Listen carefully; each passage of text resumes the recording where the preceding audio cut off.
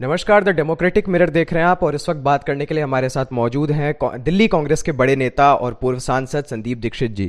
Sir धन्यवाद। नमस्कार जी sir, अब मेरा पहला सवाल आपसे यह है कि आज एक बड़ा बयान चर्चाओं में है। इन्होंने अजय माकन जी ने कहा है कि वो जो राज्यसभा चुनाव हारे हैं उनमें बताना पड़ेगा कि किरण चौधरी या विवेक बंसल किनकी गलती की वजह से वो चुनाव हारे हैं। तो पार्टी में जो ये आंतरिक कलह है इसको आप किस तरह देखते हैं? देखिए, सही बात है। जो हम लोगों को आंकड़े बताए गए थे उसके हिसाब से अजय माकन जी वाली सीट हम लोगों को जीतनी चाहिए थी, ठीक है। अब या उस कैलकुलेशन में कोई संभावनाएं ऐसी रही होंगी जिसको हम लोग नहीं ज्ञात कर पाए, तो मैं नहीं जानता हूं, उसका कोई पूरा हिसाब तो हम नहीं जानते। या हो सकता है कि जिन पर भरोसा था अपने कांग्रेसियों पे, किसी और पर, किसी ने कुछ 19-20 किया होगा। अब सही है ना भाई, हम समझ रहे थे कि इतने वोट पड़ेंगे, नहीं पड़े।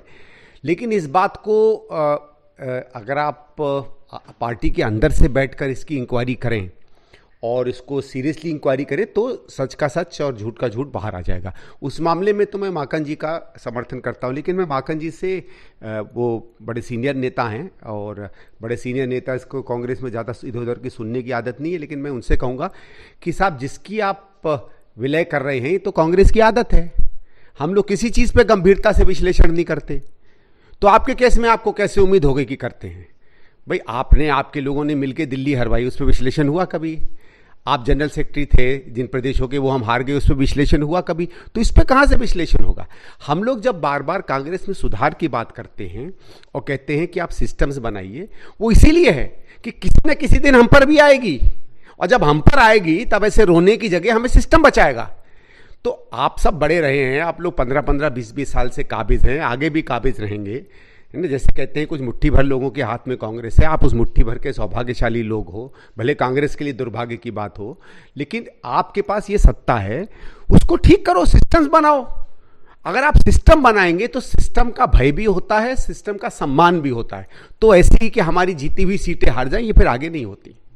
सर, एक और बात है इसमें कि पार्टी वैसे ही कमजोर सिचुएशन में, उस वक्त जब पार्टी के अपने रिप्रेजेंटेटिव जो हैं, एमएलएज हैं, एमपीज हैं, वो अपने कैंडिडेट के लिए वोट नहीं करते हैं, तो फिर कैसे हम जनता का विश्वास जीत पाएगी कांग्रेस पार्टी? नहीं, देखो, वो अलग बात है, ये कोई आज की बात नहीं है, ये सदियों से चली आ रही है, ठीक है। लोग जो हैं जब चुने जाते हैं तो कोई आपकी पार्टी में होता है, पार्टी में अच्छा नेतृत्व देता है, जीतने की संभावना होती है, उस कारण से हर पार्टी वोट देती है। और कभी पार्टी उरोज पर होती है तो लोग उससे चिपके रहते हैं कि एक भविष्य दिखता है। कभी कभी पार्टियों का वर्तमान कमजोर होता है तो लोगों को लगता है कि इधर उधर भी मुंह मारने की एक आदत हो जाती है, उस कारण से होता है। इसका कोई ये मतलब नहीं कि जो कांग्रेस में चुना जा रहा है वो उससे कोई कांग्रेस की छवि खराब होगी। हाँ, हम लोगों को इस बात को जरूर कोशिश करनी चाहिए कि जब ज़्यादा लोग जाने की कोशिश करते हैं तो उन्हें रोकें, उनसे बात करें, क्या दिक्कत थी। भाई, कुछ ना कुछ तो दिक्कत रही होगी, ऐसा तो नहीं कि हर आदमी केवल लालच से जाना चाहता है, कभी कभी और भी कारण होते हैं। तो कम से कम जो लालच से जा रहा है, या संगठनों के, संस्थाओं के, जैसे बीजेपी करती है, उनके भय से जा रहा है, या अपने अच्छे भविष्य के लिए उसको कुछ मिला उसलिए जा रहा है, तो दूसरी बात है। कोई इस कारण से जा रहा है कि उसको कांग्रेस में शायद सम्मान नहीं मिल रहा या जगह नहीं मिल रही, तो ऐसे लोगों को रोकने के लिए हम लोगों को ज़्यादा मेहनत करनी चाहिए और कोशिश करनी चाहिए कि ऐसे लोग कम से कम रुके। क्योंकि ये लोग, भाई, अंततः पार्टी क्या है? पार्टी सिर्फ सिंबल तो नहीं है, पार्टी सिर्फ संविधान पार्टी का तो नहीं है, पार्टी तो उसका नेतृत्व है, उसके लोग हैं, उसके कार्यकर्ता है। और जब जब कार्यकर्ता या नेतृत्व कम होगा तब तक स्वाभाविक है कि कम से कम कहीं ना कहीं किसी एक घर में तो पार्टी कमजोर होगी ही ना। तो उससे हम लोगों को रोकना चाहिए, लोगों को। ये एक आखिरी सवाल है कि आप खुद भी राजनीति में बीते दिनों सक्रिय नहीं रहे हैं और सामने में दिल्ली में एमसीडी चुनाव है और कांग्रेस को उम्मीद है कि इस चुनाव में हम दिल्ली में उभर के आ सकते हैं। क्या आप कमान संभालेंगे पार्टी में, क्योंकि आप जैसे नेताओं से पार्टी उम्मीद लगाकर बैठी है? नहीं, वैसे ही आपको ये कहना कि आप जैसे लोगों से पार्टी उम्मीद लगा के बैठी है, ये मेरे ख्याल से सही नहीं है। क्योंकि वो तो मुझे भी पता अगर पार्टी मुझसे उम्मीद लगा के बैठती तो मुझे भी कहीं ना कहीं से ये संभावना पता चलती।